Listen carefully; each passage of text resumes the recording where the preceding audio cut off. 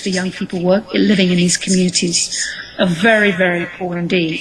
So it was interesting. It also touched a really raw nerve in people who went, yeah, this is great, but my God, shouldn't the government be doing more? Because look at all this potential, which is otherwise going to waste. Yeah, the challenges of the favela, that's really the thing that Brazil has to struggle with. This idea of class and acknowledging that problems exist and addressing those problems. Those are the things that are gonna tell the tale about how successful Brazil is into the future, because economically they're succeeding. But in terms of these issues of race and class and things, these are things that are going to hold the country back. And it's going to be interesting to see if they have the political will, to really make a change. One of the things you mentioned it a little bit when you talked about all of the different categories of race. In Brazil, they oftentimes won't even acknowledge that race is a problem. They'll say, "Oh, it's class," but how can you separate the two? You can't, and they're being very disingenuous if they say that. Everybody knows race and class are profound. Everyone's trying to be a little bit whiter, because whiter means something else. Whiter means upper class. Whiter means successful. Whiter means wealthy. I couldn't agree more. There are huge barriers to break down. And in this time of enormous acceleration and economic and social development, it'll be fascinating to see how this plays out. It really has an extraordinary, the next 5-10 years in Brazil will be a fascinating time to see what is actually achieved and what actually changes. While the World Cup comes there, the Olympics come there, they are going to be under the microscope. It's an astonishing moment. Yeah, and I hope that in this new movement for the World Cup and the Olympics, that they don't brush aside, the favelas or just only try to go in with the idea of putting a stamp down on the favelas, because they're going to have to show their face to the world. It's like you say, it's going to be a very interesting time. Very interesting. And on that note, I'd say actually, I'm sure many people in the audience will be aware of the invasion, the police invasion, the military invasion of Complexo Alemão that happened just a few weeks back. And everyone is fine. I checked in immediately with the family, and everyone is fine and well. But I think it was a pretty scary week or so while that was going on. But again, very interesting to see what permanent impact that really has, whether that's the start of a transformation in that community.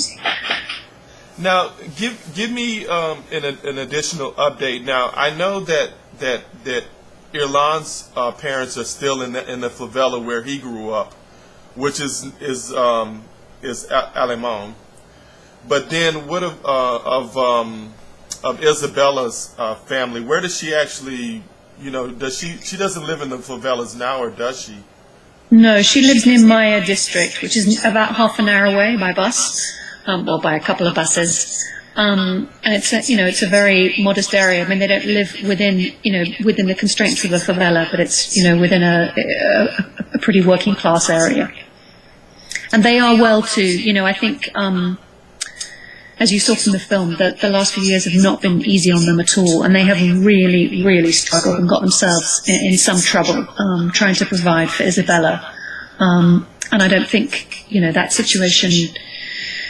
Once the filming was done, we tried to help them out and help to try and pay off some of that debt, because we felt, on a personal level, just extremely sorry for the state the family was in. But yeah, no, it's tough times for them. It's tough times for them.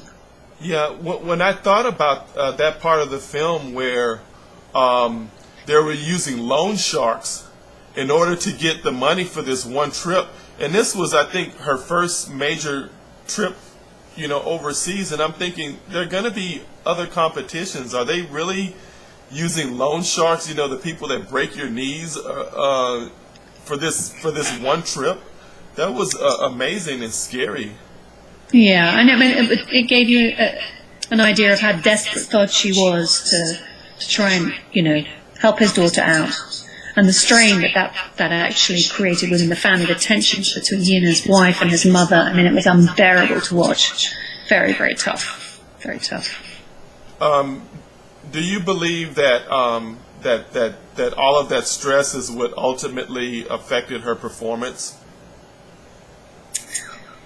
I think that's very hard to say. I have to say, she didn't dance very well that day. I remember it very well. I remember watching her and thinking that, why? You know, was it, you know, it could have been any one of a million things. You know, sometimes, it is very hard to produce your best, you know, on a turn, you know, one moment, focusing all that effort just down to one moment. It could have been the jet lag. It could have been the stress from home. I mean, there's any number of things that it could have been. But it's so terribly hard to be judged on one day. So terribly hard. She was also dealing with an injury as well. Of course, you know, I mean, and to be fair, you know, many dancers are carrying one injury or another. But yeah, there's just no question it was all piling on her. And in the end, on the day, she couldn't find it in herself. And that was absolutely heartbreaking to see. Okay, well, we're going to wrap this up. We want to thank you again for this beautiful film. We loved it. And do you have any other insight that you would like to impart to our audience? I have one final great piece of news from Iranildo, Erlan's father. I just want to let everybody know that he did get the big tattoo done on his arm of his son's face and torso. It's fabulous. It's literally extends halfway down his arm, and it's a kind of colour tattoo of Erlan. And there was never a truer testament to a man's love for his son. So anyway, I wanted to share that with you. No, that's beautiful. That's beautiful. So we thank you again. We look forward to your projects in the future. Thank you so much for having me. Okay, thank you. Bye-bye. Take care. Bye-bye now.